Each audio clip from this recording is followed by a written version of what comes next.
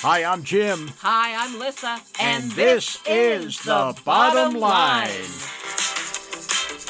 Hi, everybody. Welcome to the show. Thank you for joining us today. Thank goodness it's... Sure, happy it's Thursday. Thank you. Thank That's you. a little I had to stop in for joke. a minute and remember. Yeah, that's a little in joke. Yeah. If you take the first letter of those words. Yeah. Anyway. So anyway, we have with us today Jonathan Frye. I know for 8 years you were the president of Dakota Outright. Is that correct? Actually, it was 2 years, but I was on the board for a full 8. Oh, you were on the board for a full 8. Okay, and then 2 years. Wow. So anyway, can you tell us something about yourself a little bit? Of course. My name is Jonathan Frye, like you said. I'm he, him pronouns. I've been born and raised here in Bismarck, North Dakota. Joined Dakota Outright in January of 2016. I was literally fresh, green, wet behind the ears, and didn't quite know what to do. And here I am today doing a radio interview, getting an award this weekend. Yeah. And a lot's happened. You have grown so much, right, in the community and as a vocal support for the LGBTQIA community, which is wonderful. Yeah. Okay, so I don't have my thing in front of me. They're used to it. They're used to me being a little strange. We're as unprepared as we usually are. Yeah, a little off the thing. So it's the best kind of interviews to do. Well, well, you know, Stacy, it's really relaxed. Mm-hmm. We can be really relaxed in this. So, in the 8 years that you were on the board, I'm sure that you've noticed changes within our communities here in North Dakota about the way people felt about the LGBTQIA group, about the communities, and how has that changed? Well, I think the Supreme Court ruling in 2015 for marriage equality really turned the tide. Yes. It felt like there was this atmosphere shift almost immediately, and people realized that queer people are just people. Exactly. And that they just want to get married and have the same rights as their neighbors. Exactly. And so it was that action actually just a few months later that catapulted me to, braven up and actually become a little brazen and step inside that interview room for Dakota Outright. Oh, that's wonderful. Oh, shoot. I didn't realize that was the catalyst. That's wonderful. Yeah, I know. Now, see, I've been out here since 1979. I was born and raised in Southern California. And I had a friend out here. He's back in Louisiana now, but he's gay, and he invited me, I think it was in the early 90s, to go to a Halloween party. And he warned me, don't tell anybody what you're doing. Don't tell anybody where you're going. We have to be really careful who knows where we're going to be because of the violence that could happen. Oh. Yeah. And that was kind of scary. I had a fun time, though. I had a good time. I went as Mimi from the Drew Carey Show. Oh, great. Yeah, we had so much fun. We had a great time. But yeah, that fear of violence. And right now, with the thing I've noticed about gay people is when they have been characters on television shows, I'm wondering if that didn't help people, because the more you see somebody, the more you get used to somebody. Yeah. And so, go ahead. Yeah. I think I agree with you there. I think there was a lot of queer representation on TV even when I was younger in the early 2000s, but it was such a stereotypical kind. Yeah, some definitely better than others. The flamboyance, which is totally no. Mm-hmm. Yeah. Now, don't get me wrong. I loved Jack and Will and Grace. Yeah. Yes. But it really kind of played into the stereotype quite often. And then Glee came around, and Glee kind of changed the scope in a lot of ways because you got to see a different kind of queer. Yeah. I mean, not everybody in the movie was just gay, or not everybody in that show was just gay. Right. And that helped a lot. So, but what people don't realize is that we have had transgender people in TV shows. Laverne Cox was in Orange is the New Black. She's been in movies. We have all kinds of transgender people that are on television. Some Like It Hot, the movie. and Milton Oh, yeah. Berle on TV in the 50s. No, honey, those aren't transgender people. Well, no, but I mean, the point was they were. Yeah, there's a difference between cross-dressing and, yeah, and transgender. Okay, so I'm still working with him on this. Yeah. So But it's you a gotta remember, it's a whole culture. right, right. Yeah, it's not just I'm going to dress up like this once in a while. Even drag shows. Drag shows Yeah. aren't just about I'm going to do this once in a while. Yeah. Drag shows are about performing, entertaining the community. Not but, just like it's a Halloween party or something. right, exactly. But transgender are people who are embracing who they really are, Yeah. and are changing their body to fit with that. And Well, it's and beautiful. as we go through time, there's more and more medical and psychological evidence that says that these are who they say they are. Exactly. When I hear about stories where the parents will say, "Well, yeah, I mean, my boy was telling me when he was 6 years old Yeah. that he was a girl, and Yeah. I didn't believe it." And speaking from a psychological sense, children do understand their gender identity at 5, 6 years old. Right. And they understand. And sometimes I tried to explain this to people that sometimes they do choose their gender identity at that age, and sometimes it's just a journey. And I mean, I've met children who say that they did feel that way, and then later on in life, they felt a different way. It's just, you have to remember is that it is an ever-changing journey. We are evolving as people, and that's Yeah. to be expected. It's fluid, and Exactly. that's the whole. I mean, even with us as quote unquote cisgender people, I mean, there are times in our lives that we go through a journey of figuring out who we are, sexually, psychologically, mentally, And so we all go through journeys. Yeah. So everybody Exactly. needs to understand that, because life is fluid. Yeah. And so are I we. used to do trainings for local businesses and schools, and I would get up in front of people, and it was simply just like a 101 crash course. What is the LGBTQIA plus? What is all of that? What does it mean? Who are these people? But I would cite certain people like celebrities or politicians or figures, Right. and it would put the pieces together for people because they could actually put a face to the letter, and that helped people immensely because nobody knows what Two-Spirit is, or nobody knows what trans people are, Right. but they're everywhere. Exactly. Yeah. Now, several years ago, when the Republicans were all trying to ban, make sure that you have to be the gender you were born with to use a bathroom, and going online, I guess I'm a, what is that?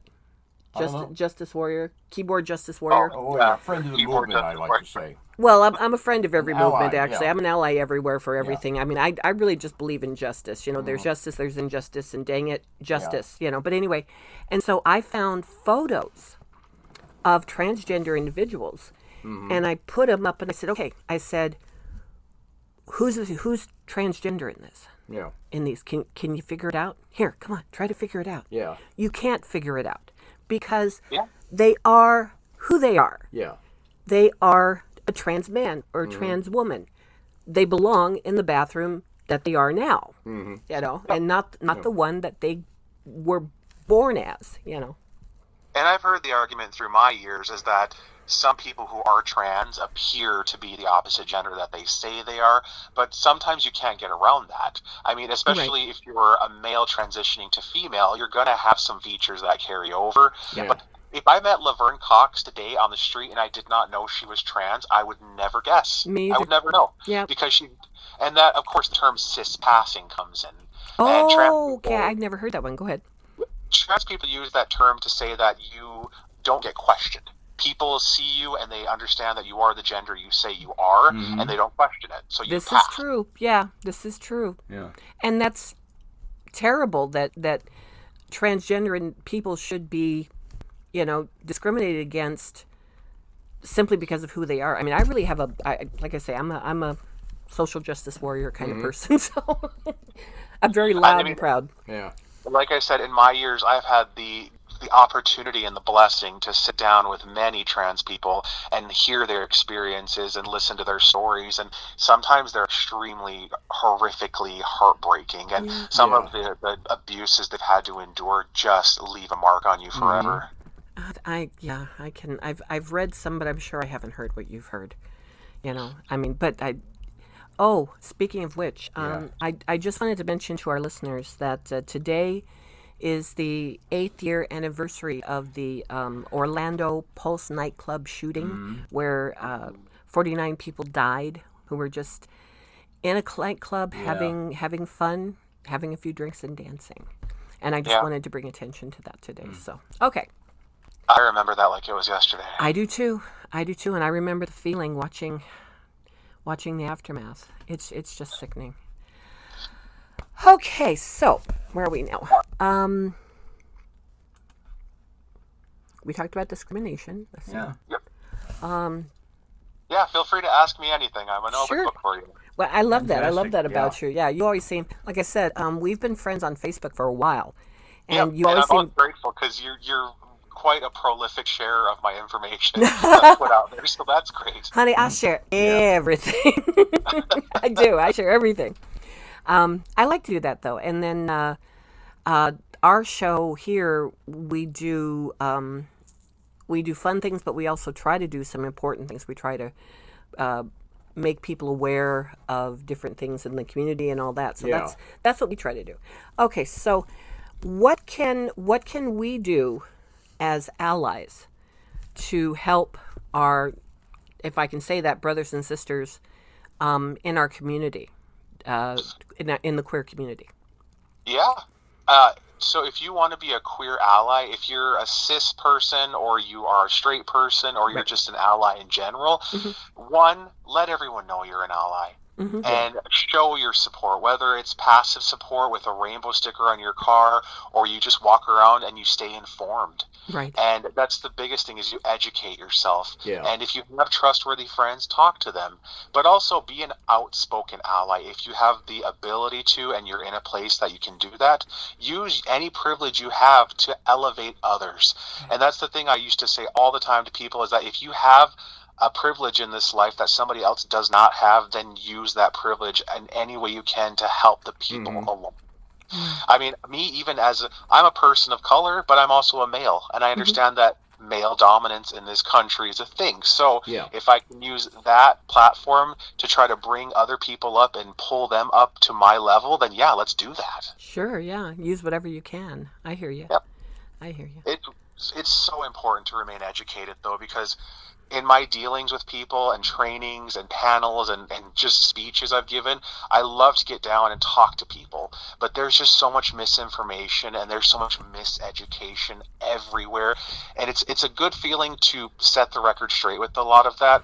But I don't mind an argument. It's just that sometimes people are set in their decisions and you can't change their mind. So let's concentrate on the people who want to learn. And I agree with you there. Yeah, I have a real problem with people who have been informed, who, people have actually come in and repeatedly Yeah. explained to them how things work and that it's not dangerous, and they still decide to pass these disgusting bills so that trans youth cannot get gender affirming care, and even so that trans adults can't get gender affirming care either. And it just makes me mad. Yeah. It just makes, because I mean, it's healthcare. It's healthcare. Yeah. Go ahead, Ian. I was going to say we should talk more about some of the specific things, the misinformation, the misconceptions that are out there. I guess start with the ones that really kind of bother you, maybe, or stick in your crawl. I mean, what's the most frustrating thing you're dealing with right now in terms of misinformation? Yeah, for you, Jonathan.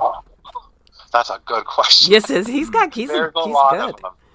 I think my biggest frustration is that in talking to just people in general, it's just that trans people can't make up their mind and that they're indecisive and that this is just a choice they woke up with one day. And I try to explain to them that a lot of times any queer person, whether they're trans or gay or bi or anything, they have deliberated with themselves for years potentially. They have come to the conclusion that they are who they are, and at that point they felt comfortable to come out to people. And it's disrespectful for us to sit there and look at them and say, I don't believe you. Yeah. Yeah. No, it's true. Yeah, it's true. And the thing too is the youths, the parents that actually are respectful and listen to their kids and say, okay, I believe you, I'm going to help you. they also allow their children to, if you will, test drive by dressing the part, and test drive it to see how they feel doing that. Exactly. And that helps because then you get to the point, I know, like 50 years ago, the doctors mandated that a trans person would have to live as that gender for a year at least. And then they could get the gender assignment changed. And it's actually very similar. People who want to get gender reassignment surgery or get any kind of that's the frustrating part, is that sometimes surgeries are deemed as cosmetic for certain trans surgeries, and that part's a little frustrating. They do, if you go to a psychiatrist or a psychologist to get away from any mental illness, they want to just make sure that so they remove that question, like, is this something you're just kind of experiencing as a mental illness aspect? So most trans people who have transitioned into their current gender have actually sought mental help to make sure that they weren't just trying to mutilate themselves, quote unquote, but they actually are who they say they are. Well, yeah, it's a huge decision. Absolutely. Well, and then usually the gender expression part plays into that in the beginning. The gender expression part includes your mannerisms, how you dress, how you appear to other people. So they want you to do that for a certain time, and then transition slowly more and more as you become more comfortable with that life. So it's not, and believe me, it's years of your life. It's potentially thousands of dollars. Right. So why would somebody wake up and just decide to do that one day? Yeah. It would be a massive undertaking. I want to ask you, John, about the health issue for the community. I mean, of course, it's not like it was a few years ago when everybody was talking about AIDS and some of the other STDs. What about today, though? You hardly hear about that in the mainstream media, but how big of a factor is it now? AIDS, you mean? AIDS. Oh, shockingly very little. Yeah. Now that we have our prophylactics with PrEP and Doxy, though Doxy Prep and PrEP, so PrEP stands for pre-exposure prophylactic. Yeah. And if you are in a community where you're actually potentially exposed to HIV or AIDS, you can take that prophylactic every day and it stops transmission. Yeah, Wow. I watch the commercials. I watch a lot of, I worked as a CNA and a CMA for a while, so, I look at these commercials and go, oh, okay, that's cool. And I thought, oh my gosh, that's wonderful, And also the cocktails that they have now are more targeted, than they were in the past. And it's not the death sentence it once no, was, but necessarily. there are still side effects, though. There are still sometimes side effects to those cocktails that can be pretty uncomfortable and pretty painful. Yeah, and I understand, like, I know people who live with HIV today, and they live completely normal, stable lives. Yeah. And they stay on their medications, but you would never know.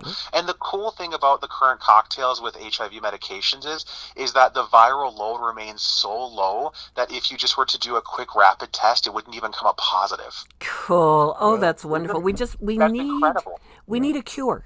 We need a cure.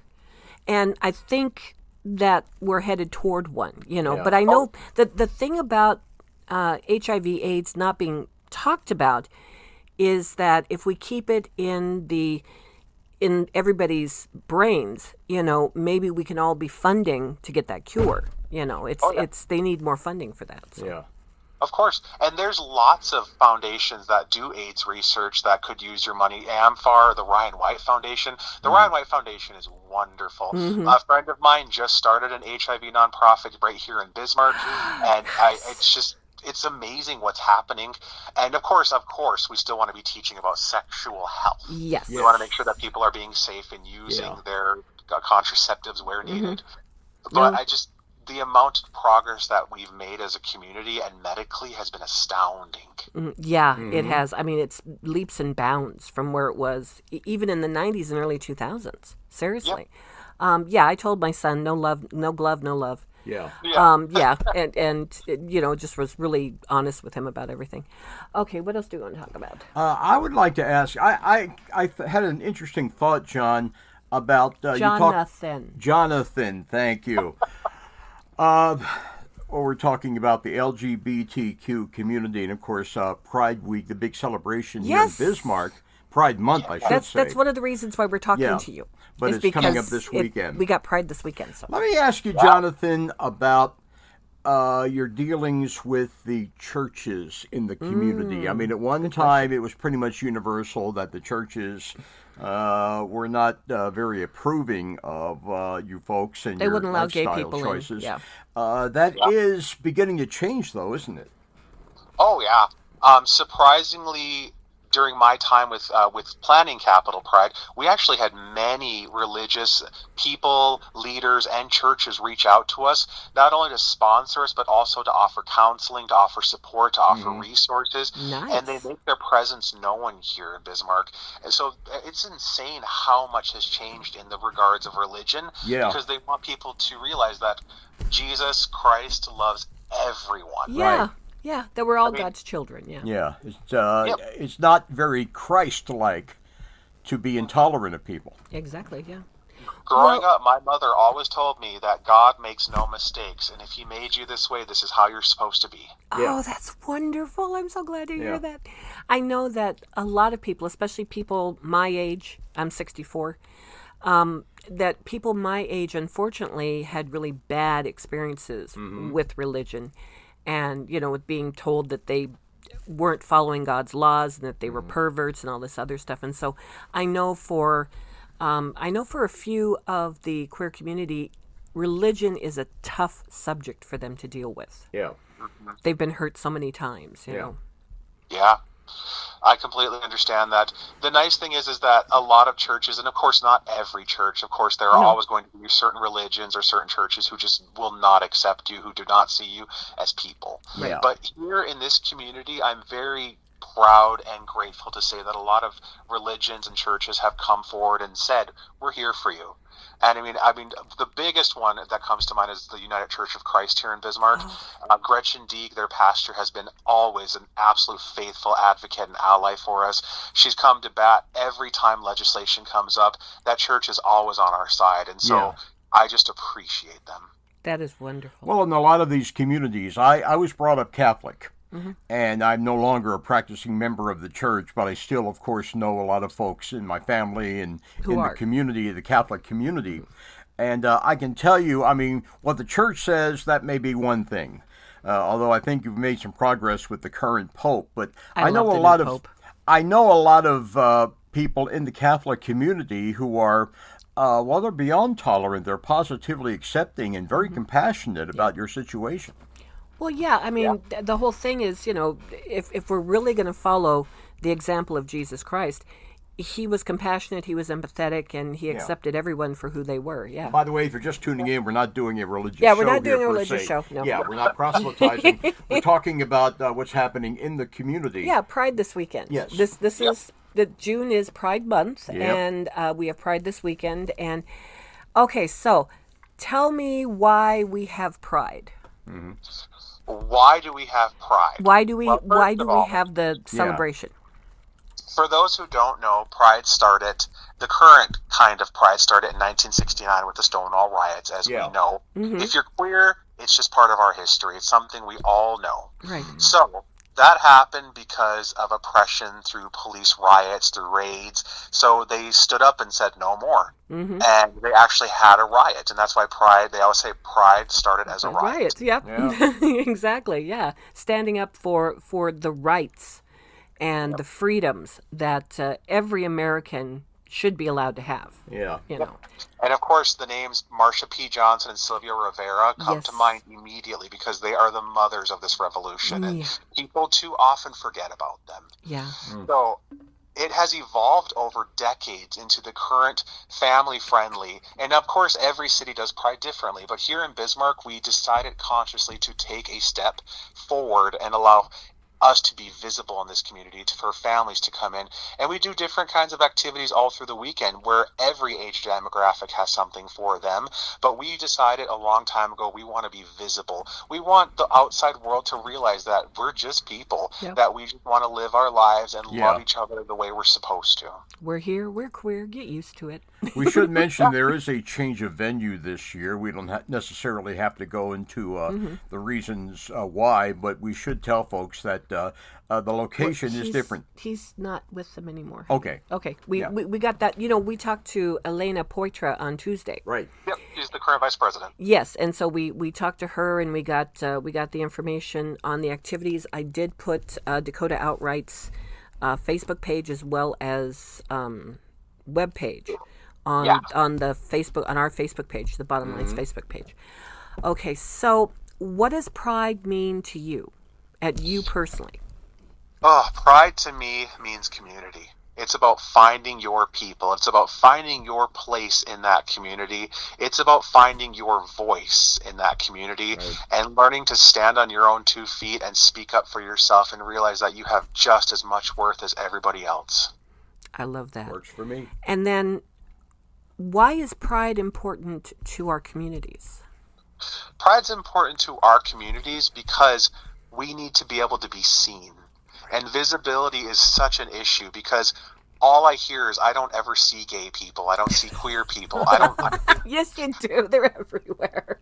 You hear that so often, but a lot of people will sit there and tell me, I don't think this is an issue. This is a non-issue for me because it doesn't affect me directly. Yeah. Right. So that, whenever I would do trainings, I would say, who here in this room knows a queer person, whether they're gay, gay, trans, bi, intersex, whatever it might be. 90% of the people in that room raised their hands, and I would look at them and I'd say, so this does affect you. Yeah, exactly. I mean, if it's a family member or a friend or a coworker or maybe the cashier down at the Walmart, these people, they're here.